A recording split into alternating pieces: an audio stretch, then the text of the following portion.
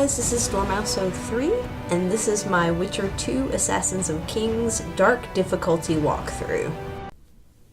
So we're going to be starting Chapter 1 here, guys, and just showing you the strong back perk there.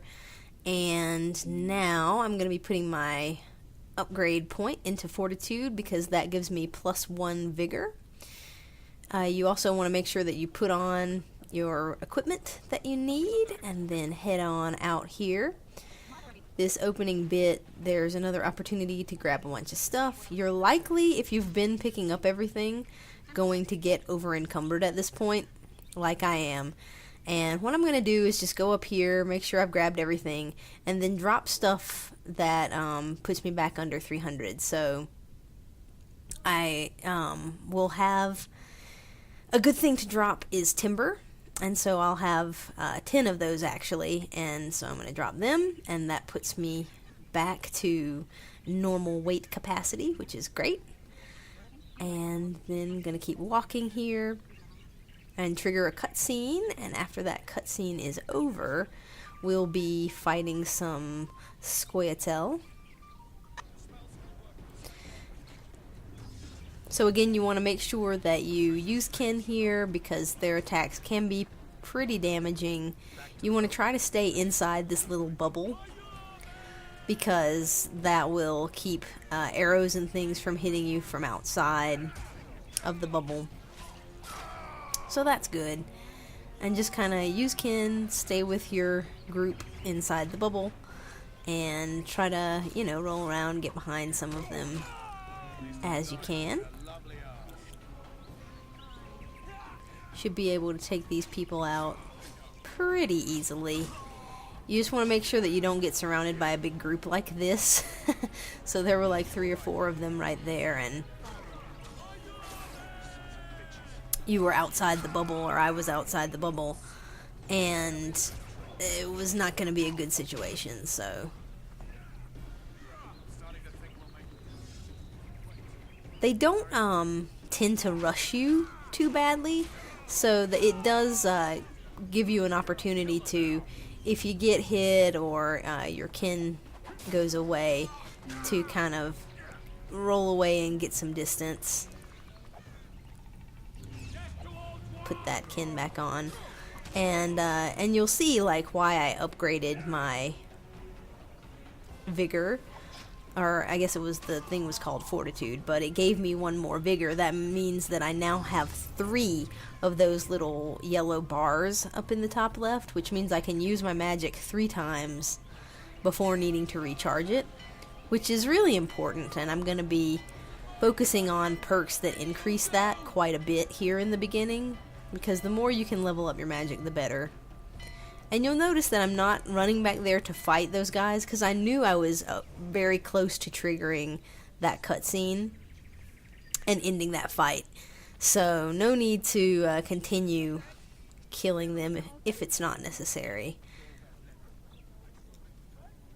And we'll see that I leveled up here, so I'm going to put my point in something, and I believe this is the last point that you have to put in before your other paths are unlocked. So I'm going to dump this point into my vitality, I believe, because nothing else is all that useful for the path that I'm playing. The vigor regeneration outside of combat can be useful, but it's not super necessary. So I just focused on giving myself a little bit more health. And so you'll see that we got the next quest started here by the gods stringing up sods. And so I'm going to speed this up a little bit because I'm just going to go around and grab some more stuff. And I get over encumbered, but I don't care. And so what I do is just sort of slow walk, and it's sped up so it doesn't look all that slow right now, but I'm just sort of slow walking over here to the merchant because I want to be able to sell all the stuff that I'm carrying. So if you walk around the outskirts of this town that we're in, you will come to a dwarf who will be the guy who you're going to be crafting stuff with at a later point. But also you can trade and sell him all of the items that you don't want. So anything that you're not using, anything that is not as good as what you already are wearing or using or have, and any of the crafting items or upgrade items that you're not going to be putting into stuff. At this point, you should probably keep a lot of your crafting stuff, just because you're going to need most of it probably for crafting the set of armor and weapons and things that we're going to want to get later. So it's not super necessary to sell it all yet, and we will come to a place where we can store it so that it won't be taking up inventory space very soon. When you go up to this town square, you'll see the gallows, and you'll trigger a cutscene and a couple of fist fights. So you want to do these just like you did the one before. When the button prompts come up, it's going to be 1 or 2 buttons that you have to press, and then once you get the guard down to low health, you will finish him off. It's going to be another quick little cutscene, and then you're going to be fighting another guy, and it's going to be the same idea here. You just want to hit the buttons when they come up. Nothing too strenuous here. Funny story is that at first I thought that, because you see that they're sort of pulsing, I thought that that meant that you had to like tap that button a bunch of times, you know, like you had to keep tapping it, and I was failing the fight, and I just did not understand why. And it's because all you have to do is press the button once, not keep tapping it. So anyway, just an amusing little thing that I did. So after you get through all those cutscenes and stuff, you will have finished that part of the quest, and we're going to be going and doing some setup for several different quests here now. So if you want to look at this board, and it's better if you actually look at the board and not keep putting the torch on and off. So you want to pick up all of these quests here. It's going to be a quest to get rid of a troll, a quest to kill some Indragas, and some Neckers. And so those will be things that we will be working on a little bit later, but we wanted to go ahead and pick up the quest. When you come over here to this guy, Mr. Beaver, you can trade with him, but you can also access storage. So anything that you're not going to be using right away, which is a lot of this stuff, because like I said, I really don't use many of these oils and potions and things, and so I'm keeping them just in case I need them at some point, but I really don't use those very much, so I'm going to put them into my storage. Any of the formulas and things that I'm not going to be using, just basically anything that I'm not going to be using right away, I'm going to put in that storage right there. And then I'm going to come around down here and loot.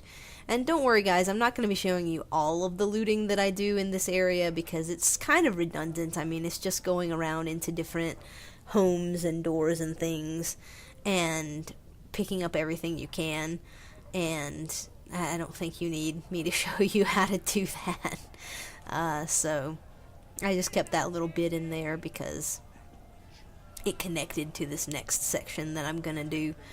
So if you go down to the bottom floor of the tavern area, there are some mini games down here that you can do, and they will be involved in some side quests. So if you talk to this guy, you will be able to do the fist fight side quest stuff, and also initiate another quest. So these are very easy, and I would recommend that unless you really struggle with these for some reason or another, always bet the maximum amount on these fights, because again, it's just hitting quick times, and they are pretty forgiving as well, so you should be able to at least make a little bit of extra money during this section.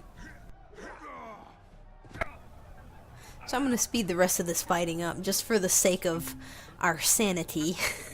Because, you know, it's basically the same thing every single time. Some of the guys have more health than others. Sometimes the quick times are a little bit trickier than other times. But it's nothing major.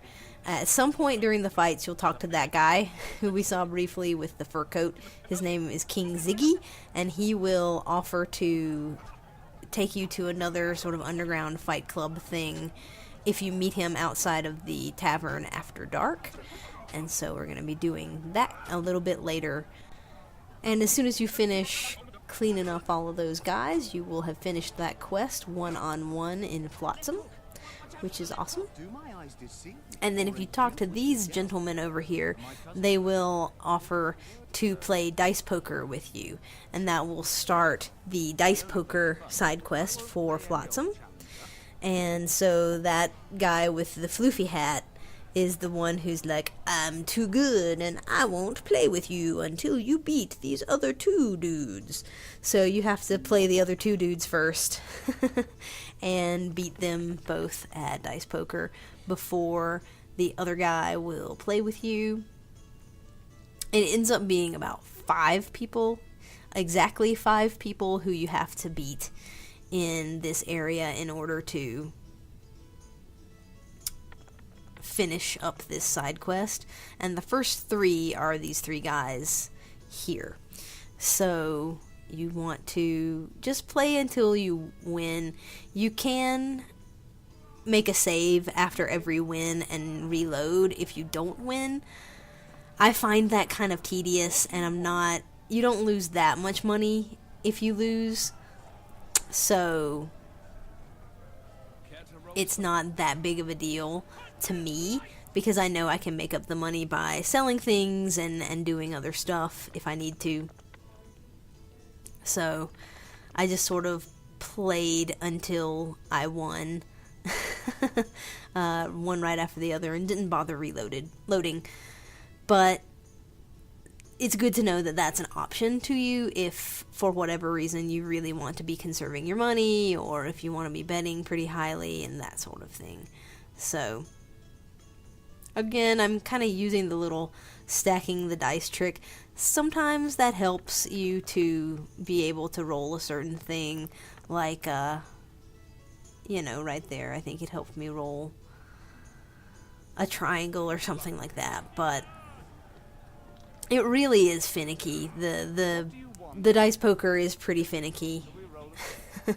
And a lot of it is just luck and nothing that you can really control. So just stick with it.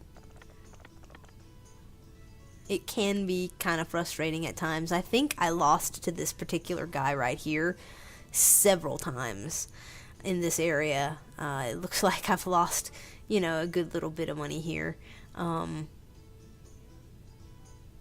so that's just, you know, the choice or the preference that you have to follow, because, you know, sometimes you can lose quite a bit, and so it might be beneficial to you to save before each one, and then, you know, kind of decide if you've lost 2 or 3 or 4 times, because just it went that way at that particular moment, then you might, you know, reload if you want to. But in any case, once you finish beating those 3 guys at dice poker, you can come around here. This is the brothel area, and you can loot all the stuff from around in here.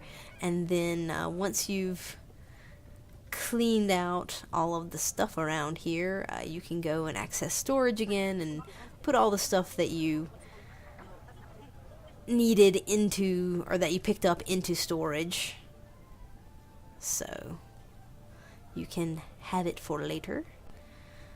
Again, the main thing that you want to make sure that you keep, and there's the little storage box there, that you want to keep are these crafting supplies. So leather, oil, timber, not as much, but you know, you will need some timber as well.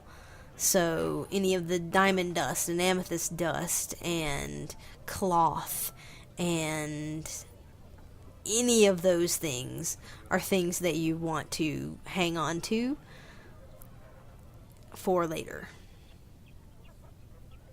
So when you come outside this door to the tavern, walking over to the right here, if you did that Woe to the Vanquished quest back in the prologue, where you saved a bunch of the peasant folk from the guards that were being nasty, there will be a couple of people who approach you with a gift, and, you know, I take the gift. I think I deserve the gift. So it gives you, I think, a diagram to make a heavy leather jacket, which is not, you know, the greatest thing in the world. I'm not going to actually craft it because I'm not going to spend any time focusing on any of the armor and weapons, really, with one exception, other than the ones that are the dark specific weapons. If you come around here next to the dwarven blacksmith, there will be these two guys dressed in black, one with the silly looking goggles and silly looking hat, and they're gonna ask if you want to, I don't know, do an experiment with them to like take this potion or something like that. And I think this might be in only the extended version of the game that they're there, but you want to accept that so that they'll come back into play way later on in the game. If you go into this house that's across from the dwarven blacksmith, you can find this guy, and he sells books, which you're going to need for a quest. And he also is another one of the folks who we're going to be playing dice poker with. So you talk to him and you can purchase those books. And you can also finish off this dice poker section that he is a part of. So again, you can save before you do this and reload if you fail.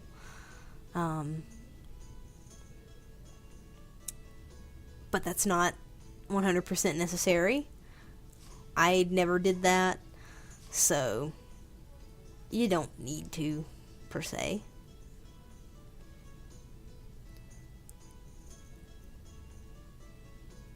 And once we're done beating him at the dice poker, you will have 4 of 5 opponents defeated.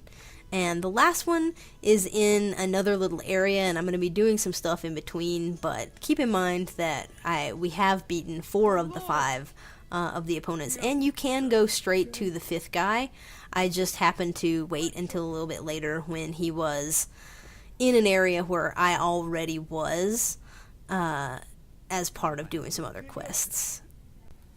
So the last thing that I'm going to do here is trade with this guy and pick up a couple of books. You want to get this 3 Years Among the Endregas book, because that gives you information about the Endregas.